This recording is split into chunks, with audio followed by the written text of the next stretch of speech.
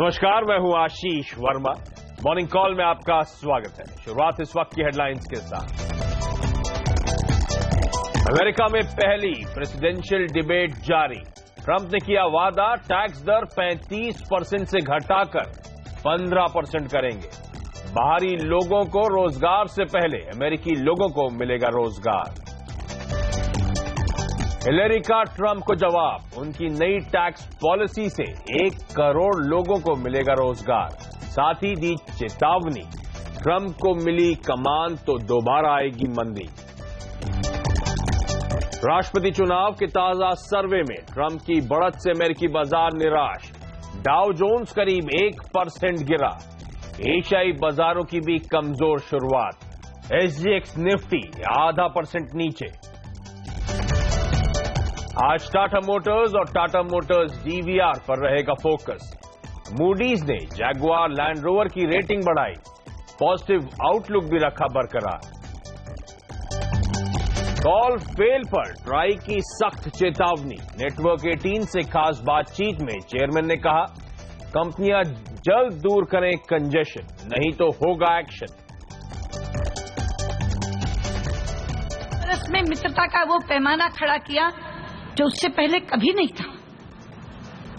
लेकिन हमें मिला क्या बदले में? पठानकोट पूरी। दोस्ती के बदले पाकिस्तान ने भारत को हमेशा दिया धोखा। यूएन के मंच से पाकिस्तान पर भारत का सबसे बड़ा प्रहार। कहा, कश्मीर हड़पने के ख्वाब देखना बंद करे पाकिस्तान। अब मंगलवार की सुबह और दुनिया भर के मार्केट्स में नर्वसनेस के साथ कामकाज होता हुआ, दबाव के साथ कामकाज, क्योंकि कल सुबह हम लोग हाईलाइट कर रहे थे, आपको याद होगा, US presidential nominees Hillary Clinton और डोनाल्ड ट्रंप के बीच जो पहली ऑफिशियल डिबेट हो रही है वो इस समय अमेरिका में चलती हुई। उससे पहले कल हमने देखा था अमेरिकन मार्केट्स, यूरोपियन मार्केट्स में प्रेशर, और आज एशिया भी नर्वसनेस के साथ कामकाज करता हुआ। ऐसे में एसजीएक्स निफ्टी आपकी स्क्रीन पर आएगा। दबाव के साथ शुरुआत होने के इंडिकेशंस, हालांकि कमजोरी कुछ कम होती हुई। इससे पहले मैंने जब लास्ट चेक करा था तो 0.5% का दबाव था। अब 1/3% के आसपास के दबाव के इंडिकेशंस आते हुए, और सीएनबीसी आवाज के मार्केट से अनिल सिंह भी का मानना है कि भारतीय बाजारों में शायद आज बिकवाली करने के मौके होंगे। तो अनिल की रणनीति क्या है उस पर मैं डिटेल में अनिल से आगे चर्चा करूंगा। लेकिन पहले बहुत इंपॉर्टेंट है, जो इस समय ट्रंप और क्लिंटन के बीच में विवाद चल रहा है या डिबेट चल रहा है अमेरिका में, ये पहला ऑफिशियल डिबेट है। इंपॉर्टेंट इसीलिए है क्योंकि बाजार काफी हद तक मानता है कि एक प्रेल्यूड हो सकता है, एक रिहर्सल है इलेक्शंस के लिए, जो मेरे ख्याल से महज 6 हफ्ते दूर है। नवंबर में वो इलेक्शंस होने हैं यूएस प्रेसिडेंशियल कैंडिडेट्स के, और बाजार को हिलेरी क्लिंटन पसंद आती हैं। पसंद इसीलिए क्योंकि ज्यादातर धारणा यह है कि जो करंट पॉलिसीज है रिजीम की, वो कंटिन्यू होती हुई नजर आएंगी, तो सर्टेनिटी रहेगी, निश्चितता रहेगी कंटिन्यूएशन की।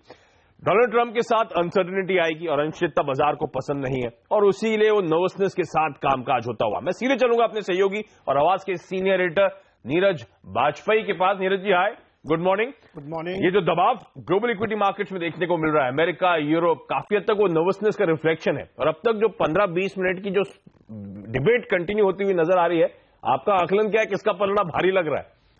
देखिए, इसको देख के ऐसा लग रहा है कि डोनाल्ड ट्रंप का पलड़ा भारी, क्योंकि कल डिबेट शुरू होने से पहले अमेरिका में जो लेटेस्ट सर्वे आया है उसमें 2 पॉइंट की बढ़त है डोनाल्ड ट्रंप की। इससे पहले के जितने सर्वे थे उसमें 4 से 6 पॉइंट की बढ़त हिलेरी क्लिंटन की थी। तो ये जो लेटेस्ट सर्वे बता रहा है कि वहां का जो जनमानस है वो ट्रंप की तरफ ज्यादा झुकता हुआ दिख रहा है। इसीलिए मार्केट्स में भी आप देखिए, यूएस बाजारों में एक बड़ी पैनिक सी सिचुएशन थी। बहुत लोग घबराए हुए थे कि डोनाल्ड ट्रंप, चूंकि ये डिबेट तय करती है कि मूड कैसा है, और यहां से अभी 2 डिबेट्स और होनी है, उसके बाद तय होगा। लेकिन डोनाल्ड ट्रंप का जो पलड़ा भारी दिख रहा है, उनके जो बड़े बड़े ऐलान दिख रहे हैं कि टैक्स को 35 से घटा के 15% कर देंगे, बहुत सारे मास स्केल पे जॉब क्रिएट होंगे इससे, क्योंकि इकोनॉमी एक्सपैंड होगी, और जो मैक्सिको के साथ टैक्स ट्रीटी है वो डिफॉल्टी है, मतलब वो डिफेक्टिव है, उसको चेंज करेंगे। तो ये जो बड़े ऐलान कर रहे हैं, शायद वहां के लोग इसको पसंद कर रहे होंगे। इसीलिए बाजारों में एक डर सा है, क्योंकि जो ट्रंप आएंगे तो वहां पे मार्केट में एक नीजर रिएक्शन देखने को मिलेगा। 9 नवंबर को यह फैसला होगा कि अमेरिका का नया राष्ट्रपति कौन होगा। तो ये जो एक माहौल बना हुआ, इसकी वजह से डर है। दूसरी एक और बड़ी वजह थी, क्रूड को लेकर के तमाम उठापटक चल रही है लगातार। कल एक समय क्रूड ऊपर गया था, लेकिन फिर से वो नीचे आ गया है, क्योंकि अब ये साफ साफ दिखने लगा, जो मैं शुरू से कह रहा हूं कि समझौता नहीं हो सकता, क्योंकि ईरान मानने के लिए तैयार नहीं, वो लगातार अपना प्रोडक्शन बढ़ा रहा है अपने मार्केट शेयर बढ़ाने के लिए। तो दो बड़ी चीजें जो अब बाजार को ड्राइव कर रही हैं, अमेरिका के चुनाव में जो डिबेट चल रही है वो, और दूसरा जो नाइजीरिया में ओपेक और नॉन ओपेक की इनफॉर्मल बैठक चल रही है। तो ये दोनों फैक्टर्स मार्केट को ड्राइव कर रहे हैं और मार्केट थोड़ा सा जिटरी है डोनाल्ड ट्रंप को लेकर। अब तक तो जो बहस का मेन मुद्दा रहा है वो टैक्स रिजीम जो दोनों फॉलो करने की बात कर रहे हैं। जैसे नीरज हाईलाइट करे थे, डोनाल्ड ट्रंप साहब कहते हैं 35 से घटाकर 15%, तो हिलरी क्लिंटन का कहना है कि जो रईस है, अमीर है, उनके टैक्सेस बढ़ाने की बात हो रही है। लेकिन दिक्कत की बात डोनाल्ड ट्रंप ने एक बार फिर से रिआइटरेट करा है कि बाहरी लोगों को रोजगार देने से पहले अमेरिकी लोगों को रोजगार दिया जाएगा। जो जॉब्स बाकी ग्लोबली बाकी इकोनॉमीज के पास जा रहे हैं वो वापस लाने की कोशिश होगी। मेरे ख्याल से आईटी सेक्टर आज फिर से आपके रडार पर रहना चाहिए। ये सब कमेंट्री आईटी के लिए स्पेसिफिकली दिक्कत की बात है। लेकिन खैर, कल हमें वो जो ओपेक और तमाम इंपॉर्टेंट ऑयल प्रोड्यूसिंग कंट्रीज के बीच में जो बैठक चल रही है उसका आउटकम कल आना है। अब ऐसे हाईली अनलाइकली है कि कोई आउटपुट फ्रीज जिसकी बाजार बात कर रहा था वो होता हुआ नजर आएगा, क्योंकि ईरान की, जैसे नीरज कह रहे हैं, अभी उनका स्पेसिफिक स्टेटमेंट लगातार यही रहा है, जब तक वो पुराने लेवल्स तक अपनी प्रोडक्शन को बहाल नहीं करते तब तक वो फ्रीज पे सहमति नहीं करेंगे। तो सऊदी अरेबिया ऑब्वियसली कॉन्कर नहीं करेगा। और हमने कल भी इसलिए, फ्राइडे को भी इसलिए देखा था प्रेशर कच्चे तेल में, और इसी ने मूड बिगाड़ा था ग्लोबल इक्विटी मार्केट्स का। तो कल सुबह हमने गैप डाउन के साथ शुरुआत करी, दिन भर सस्टेन्ड सेलिंग प्रेशर था, दिन के लोज पे जाके इंडियन मार्केट्स कल क्लोज हुए, 1.25% का दबाव था कल सेंसेक्स और निफ्टी में। सेंसेक्स ने ऑलमोस्ट 450 अंक दबाए, निफ्टी में भी हमने देखा 100 अंक से ज्यादा की कमजोरी थी, 108 अंक के आसपास का दबाव था, और 8750 के हम कल नीचे स्लिप हो गए, 8723 के लेवल से जाके हमने फाइनली क्लोज किया है। मिड कैप स्मॉल कैप्स में भी वीकनेस थी, हालांकि इतनी जितनी लार्ज कैप्स में थी, लेकिन वो भी आधे % के आसपास वो पॉकेट्स कमजोरी के साथ कामकाज कर रही थी। बैंक्स प्रेशर में, और बैंक्स के अलावा ऑटो, एफएमसीजी जैसी हैवीवेट पॉकेट्स पे कल दबाव देखने को मिला। एक और दिक्कत की बात, एफआईआईज और डीआईआईएस के कैश मार्केट कल मैं आंकड़े देख रहा था, दोनों तरफ बिकवाली के आंकड़े हैं। एफआईआईज ने 206 करोड़ रुपए की बिकवाली करी है, डीआईआईएस की तरफ से 113 करोड़ रुपए के आसपास की बिकवाली का नंबर है। तो फिर ग्लोबल मूड कैसे, ग्लोबल इक्विटी मार्केट्स कमजोरी के साथ कामकाज कर रहे हैं, एशिया में भी कमजोरी है, एफआईडीआई के सेलिंग के आंकड़े आते हुए, वैसे भी हमारे इक्विटी मार्केट्स का मूड बिगड़ा हुआ है। फ्राइडे को आपको याद होगा सेकंड हाफ में प्रेशर आया था, कल दिन भर प्रेशर के साथ कामकाज हुआ, तो मूड तो वैसे ही खराब है, और सबकी वो डोनाल्ड और हिलरी क्लिंटन के डिबेट पे नजरें हैं। तो ऐसे में आज के लिए स्ट्रैटेजी क्या बनाऊं, रणनीति क्या होगी, किस तरह का ट्रेड दिखेगा, इस पर बातचीत करने के लिए सीएनबीसी आवाज के मार्केट एडिटर अनिल सिंह भी अब मेरे साथ जुड़ रहे हैं। अनिल जी, हाय, गुड मॉर्निंग। कमजोरी के संकेत आ रहे हैं, ऐसे में रणनीति क्या होगी सर? गुड मॉर्निंग आशीष। वैसे तो कोई ऐसा संकेत है नहीं जिसकी वजह से खरीदारी का मूड बने, लेकिन फिर भी मेरी नजरें इस डिबेट के पूरा होने तक है। अगर कहीं कोई संकेत बेहतर होते हैं और उस पर एशियाई बाजारों का रिएक्शन होता है तो वो ध्यान में रखना चाहिए। तब ऐसी सिचुएशन में 8675, 8700 ये 25 पॉइंट की रेंज अगला अहम सपोर्ट है निफ्टी पर, तो वो होल्ड हो पाए तो ठीक है। उसके नीचे कमजोरी काफी बढ़ती हुई दिखेगी, क्योंकि याद रहे कि पिछली बार हमने जब करेक्शन पूरा किया तो 8688 का लो बनाया था और वहां बाजार ने एक भी दिन 8700 के नीचे की क्लोजिंग नहीं दी, तो पिछले 2-3 हफ्तों में। तो ऐसे में ये जरूरी है कि बाजार आज रिकवरी करते हुए दिखे, 8700 के लेवल को क्लोजिंग बेसिस पर होल्ड करें, और अगर 8675 के नीचे न जाएं तो ठीक, लेकिन फिलहाल वैसा लग नहीं रहा। जो आंकड़ों की बात आपने की, डोमेस्टिक फंड्स और एफआईआईज दोनों ने बेचा है कैश में, लेकिन वायदा कारोबार के आंकड़े और भी ज्यादा परेशान करने वाले हैं। इंडेक्स फ्यूचर्स, स्टॉक फ्यूचर्स और ये सब तमाम मिलाकर अगर आप देखें तो एफआईआईज ने कल 2000 करोड़ की बड़ी बिकवाली की है, तो वो एक बात साफ बता रही है कि बाजार में ऊपरी स्तरों पर दबाव रहेगा। तो 8800 अब जब तक बाजार पार न करे तब तक तेजी के मूड में आने की जरूरत नहीं, तब तक ये सेल एंड राइज वाला मार्केट है, पहली बात। 800। दूसरी बात यह कि 8675 के नीचे फिसले तो नीचे की रिस्क और खुलती हुई नजर आएगी, 8700 के नीचे बंद हो तो और दिक्कत है। बैंक निफ्टी में भी एक शॉर्ट पोजीशन ली जा सकती है, और यहाँ पर भी आप 19,500 के आसपास के लेवल तक के उम्मीद कर सकते हैं नीचे की तरफ। ओके, तो 8700 के नीचे फिसले तो कमजोरी बढ़ने के डर है। 8675, 8650 तक के टारगेट्स के लिए अप्रोच करें। बैंक्स में भी मानते हैं प्रेशर होगा, 19,500 तक के लक्ष्य के लिए वहां पे अप्रोच किया जा सकता है। बाजार पे एक और एक्सपर्ट मैक्स ग्रोथ कैपिटल के डायरेक्टर आशुतोष सरनाब मेरे साथ जुड़ते हुए। आशुतोष, हाय, गुड मॉर्निंग। आपकी चार्ट की रीडिंग क्या कहती है sir? Very good morning Ashish ji. जी, अगर मैं चार्ट की तरफ नजर डालूं तो मुझे यहाँ पे सपोर्ट नजर आती है 8690 और 8640। मैं समझता हूँ कमजोरी में यहाँ पे अपॉर्चुनिटीज दिखनी चाहिए बाइंग करने की, but with a strict stop loss.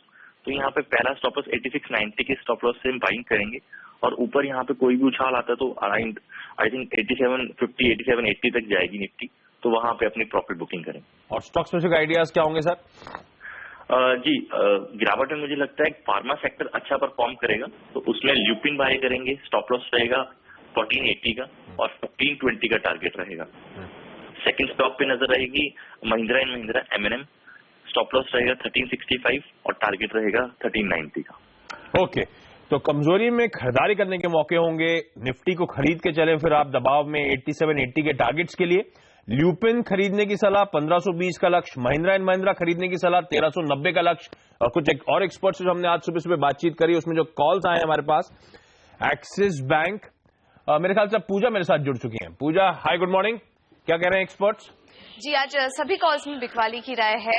Manish Sharma से शुरुआत करते हैं। इन्होंने बैंकिंग काउंटर एक्सिस बैंक में बिकवाली करने की राय दी है। 530 के लेवल्स इसमें देखने की उम्मीद है और 562 का स्टॉप लॉस आकर चलने की राय होगी। दूसरे कॉल में कृणाल दायमा ने जुबिलेंट फूड में बिकवाली करने की राय दी और इनका मानना है कि 1 से 2 दिनों में 930 के लेवल्स इस स्टॉक में देखने को मिल सकते हैं। और आखिरी कॉल में विवेक गुप्ता ने NTPC में बिकवाली करने की राय दी है। 147 के लेवल्स इस स्टॉक में देखने की उम्मीद है और 156 का स्टॉप लॉस लगाकर चलने की राय। ओके, तो ये तीनों कॉल जो पूजा लेकर आई हैं वो बिकवाली करने की सलाह, एक्सिस, जुबिलेंट फूड्स और NTPC। पूजा आपका धन्यवाद। और यहाँ पे एक छोटा सा ब्रेक के बाद एक्शन वाले शेयर्स यानी कि स्टॉक्स इन न्यूज पे फोकस करेंगे और साथ साथ कमोडिटी और करेंसी मार्केट्स के आज के ऑल इंपॉर्टेंट दिन हमारी रणनीति क्या हो इस पर भी बात।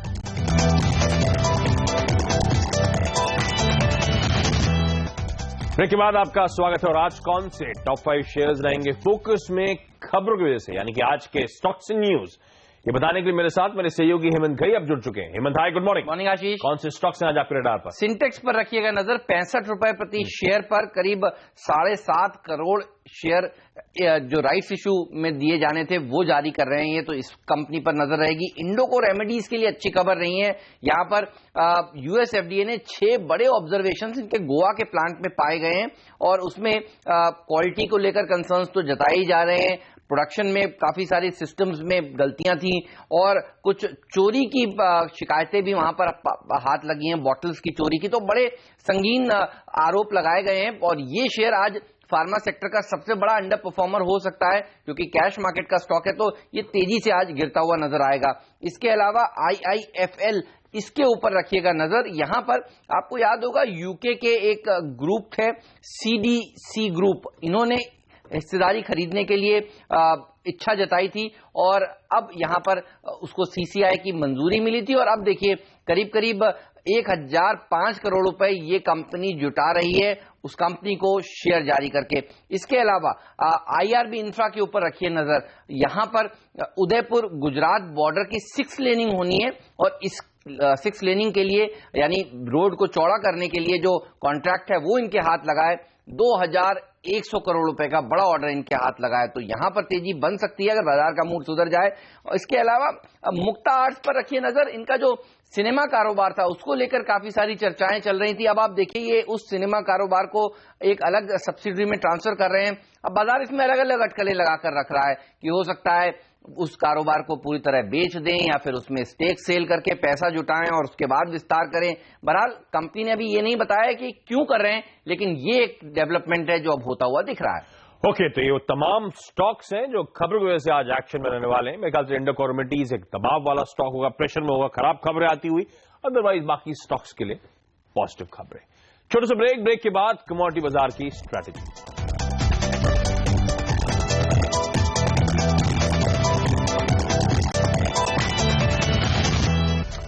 ब्रेक के बाद आपका स्वागत है फोकस कमोडिटीज पर। और कल के आउटकम से पहले ओपेक नॉन ओपेक जो मीटिंग चल रही है उसका जो आउटकम आना है उससे पहले कच्चे तेल में बहुत अस्थिरता, वोलेटिलिटी देखने को मिली। कल 3% से ज्यादा की मजबूती आ गई थी। वहीं सोना इस समय एकदम फ्लैटिश कामकाज करता हुआ और सबकी नजरें उस ऑल इंपॉर्टेंट जो बहस चल रही है दोनों प्रेसिडेंशियल नॉमिनीज के बीच पे, वहां पे सबकी आंखें गड़ी हुई हैं। तो ऐसे में आज रणनीति क्या हो?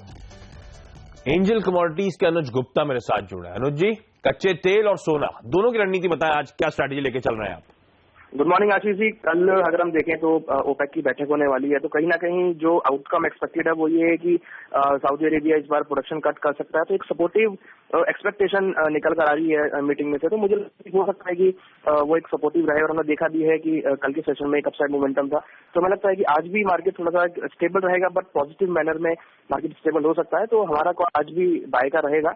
हमें लगता है कि करीबन 2950 के अराउंड बाय करके चलें, ऊपर टारगेट करीबन 3050 3100 तक देखने को मिल सकते हैं।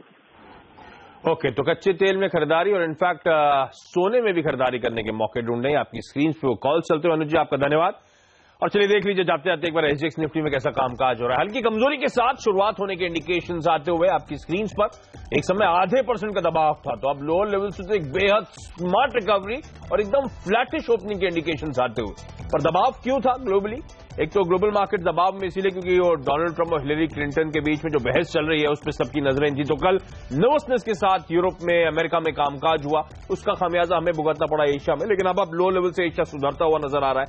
एफआईडीआई के ध्यान रखिए सेलिंग के आंकड़े आते हुए, हालांकि क्वांटम बहुत बड़ा नहीं है कैश मार्केट का, लेकिन वायदा बाजार जो अनिल हाईलाइट करते वहां पे भी एफआई से तगड़ी बिकवाली के आंकड़े आते हुए मूड बिगड़ा हुआ है। लगातार प्रेशर में पिछले कुछ दिनों से इंडियन मार्केट्स, और ध्यान रखिएगा वो आपकी स्क्रीन पे लगातार फ्लैशेस भी चलते रहेंगे, हम लगातार अपडेट भी करते रहेंगे। आपको नजरें रखनी है इस समय जो बहस चल रही है उस पर, वो अभी भी अमेरिका में इस समय बहस कंटिन्यू होती हुई।